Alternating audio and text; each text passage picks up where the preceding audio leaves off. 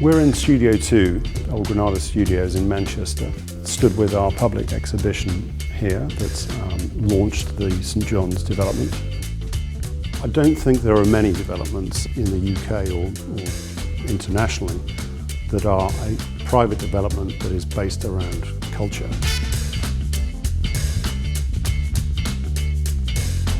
So if we go back to what was on this site before it was the Granada TV studios, it was very much an industrial hub. There were canals here, there were railways, goods yards, and some of that industrial heritage does remain, particularly in our bonded warehouse. It's a 17-acre chunk of Manchester. It was formerly the ITV campus, steeped in history. Sidney Bernstein founded it in the 1950s as the first independent television studio. The feel of Spinningfields is one of very much large buildings, large public spaces, boulevards. St John's is to complement that. It's a neighbourhood, a new neighbourhood about smaller scale spaces. So we'll have independent retailers, we'll have small pocket squares, and you'll have quite tight streets, almost ginnels in a Manchester term really, that sort of link these spaces so that you won't just get the grand vista, you'll be able to meander through these spaces. And historically, you've had a walled off area called Granada Studios, which has been very private. That's all been opened up now, so we've got lots of permeability along Water Street, along Grape Street, linking through to the Museum of Science and Industry as well at both levels. What we see here is the Village Phase 1, which is a small series of intimate spaces.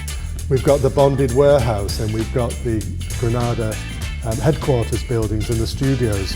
Beyond that, we have the Village Phase 2, which again has got commercial, it's got workspace, it's got restaurants and cafes. In the backdrop there we see two residential towers. We've got lots of types of residential typology. We've got apartments, we've got lateral living on the rooftops with terraces and gardens, and we have double height loft living in that building that overlooks the rivers. St John's will be Manchester's first real neighbourhood built around enterprise, culture and living. We intend to foster the growth of enterprise at St John's by forming small and large workspace buildings and commercial workshops. We will incorporate a number of small independent shops and cafes and restaurants set on the ground floors within a series of narrow streets and intimate public green spaces with the residential above. 2,400 homes, studio space, art space.